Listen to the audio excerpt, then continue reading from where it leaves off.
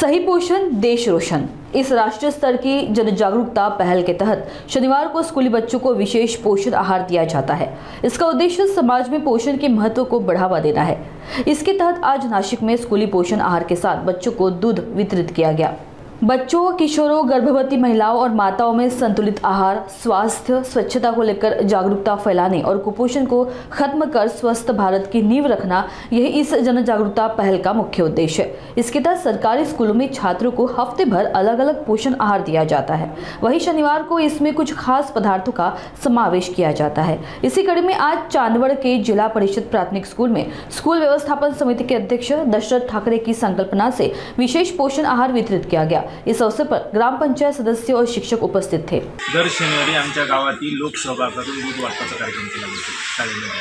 तर दर शनिवारी सकाळची शाळा असते त्याबद्दल आणि सकाळी शाळा असल्यामुळे मुलं येतात, सकाळी बिगर डब्याचे येतात, त्यांना दूध द्यावा अशी आमची संकल्पना शालेय व्यवस्थापन समितीच्या मीटिंगमध्ये झाली।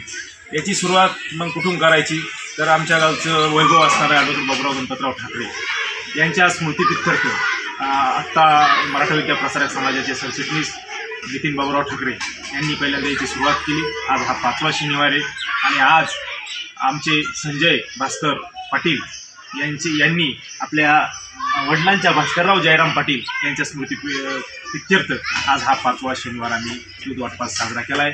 आत्तापर्यंत जवळपास 56 लोकांची आमची यादी आहे। 56 लोक आम्हाला दर शनिवारी दूध देतात, म्हणजे एका माणसाला परत दूध देण्याची वेळ ही दीड 2 वर्षांनी येऊ शकते। 70 लोक सहज होतील। अजून लोक मला फोन करते, बाहेरगावची लोक मला फोन करताय, पण मी सांगितलं आमच्या गावाची लोकांचा सहभाग असला पाहिजे, तुम्ही तुमच्या गावात सुरू करा या पद्धतीनं त्यांनाही मार्गदर्शन आम्ही लवकरच करू। सगळ्या दिवसाला किती दूध देता? 25 लिटर दूध दर शनिवारी आम्ही एका दात्याकडून घेतो आणि अशी आमच्याकडे आतापर्यंत 56 दाते, ती लवकरच संख्या 70पर्यंत जर गेली तर इयरली आपल्याला 35 शनिवार पडतात। 70 म्हणजे 2 वर्षानं एका माणसाला परत दूध देण्याची वेळ येईल, ती दान करण्याची वेळ येईल। तर लोक आनंदी आहे, विद्यार्थी आनंदी आहे, शिक्षक वृंद सगळं एक नवीन कार्यक्रम दर शनिवारी लोक इथं जमता येईल आणि शाळेकडे लक्ष पण चांगलं आहे। विद्यार्थी आणि शिक्षक वृंद पण छान काम। आमच्या शाळेचं नाव जिल्हा परिषद प्राथमिक शाळा गणूर।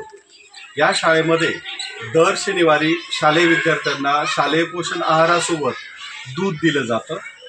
नुसतं दूध दिले नसून ते गरम करून त्यात चवीसाठी दूध मसाला व साखर टाकून 1 ग्लासभर साधारणतः दूध दिलं जातं आणि निश्चितच सर्व मुलं आनंदाने हे ग्लासभर दूध घेतात। दूध कोण देतं? यासाठी आमचे शालेय व्यवस्थापन समितीचे अध्यक्ष मान्य श्री दशरथजी नाना ठाकरे यांच्या कल्पनेतनं दूध वाटण्याची असे एक उपक्रम आपण घेण्यात यावा अशी प्रथमतः चर्चा झाली।